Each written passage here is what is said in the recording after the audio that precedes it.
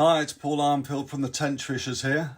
Some of you may have seen my Tenchy tackle box episode when I took you through all the gear that I use for gravel pit fishing.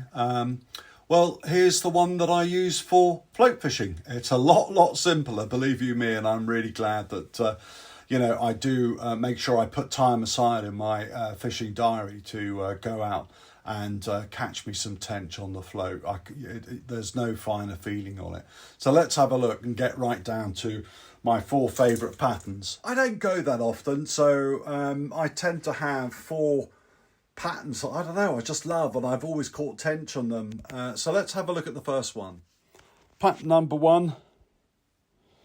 It's a handmade float by a colleague of mine, Stuart Sharp, who's one of the Tenchfishers, and he operates handmade tackle out of Germany, would you believe?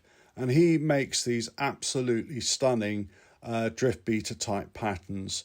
Again, affixed down at the bottom, very straightforward. Use it on a running thing, and then it's got a nice delicate wire stem with a beautiful black painted bobbin.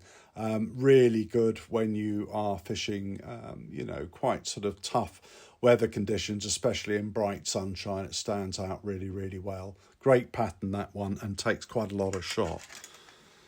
The second one of my favourite is a straightforward Colmic float. This one here is a 3+1 gram. Good, tough, flies, and it's a loaded waggler. So it's got a big weighted brass lead there. And it flies and flies and flies. So it's really good for chucking that out at distance. Here's the granddaddy of them all if I want to go for big distance, or I often use this as a slider float as well. It does have a loaded base, but it also takes 6 grams in weight, which is absolutely massive, which is a perfect float for slider fishing, which in the gravel pits I often do.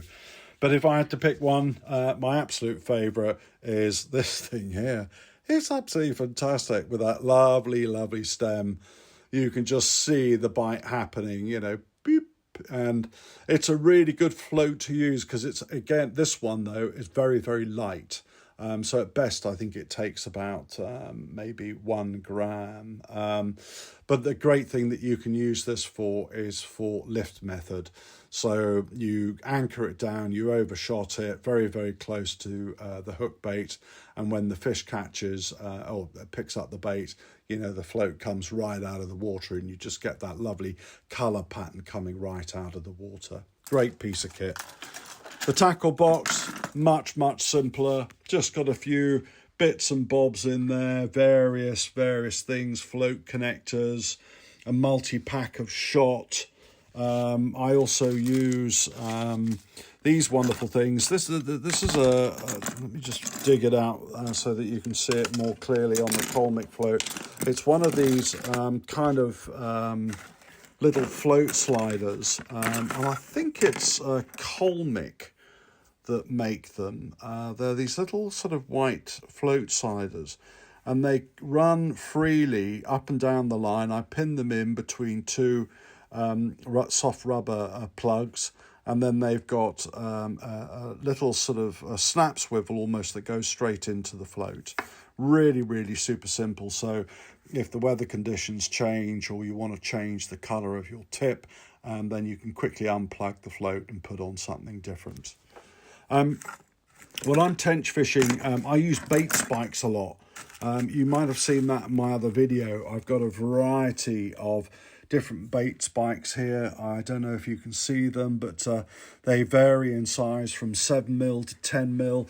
And even if I'm using, maybe a couple of worms on a hair, I will go to the 15mm version as well. Absolutely love them. Hooks, Old Faithful. You'd have seen me talk about these before. Guru MWG pattern. Drennan, not really too keen on Drennan. I think they blunt too easily, which is why I hardly have any. And I've still got a stock of the old Palatrax hooks. So these were my favourite pattern of all time, but unfortunately they don't make those anymore. And that really is it. The other one, I think, are the Guru Eyed. Again, you might have seen me talk about those. These are quite an interesting pattern. Very, very light. Very, very sharp. And they've got a nice wide gape to them, which doing the type of fishing that I do with bait pins is a really, really useful feature to have. And I always get good hook holds in the tench when they pick up the bait. So other than that, I've just got another box here, very, very straightforward box that's got all sorts of olivettes and float rubbers and things in it. And my only other bit really is a tube in which I've got all my floats in, and that's pretty well it.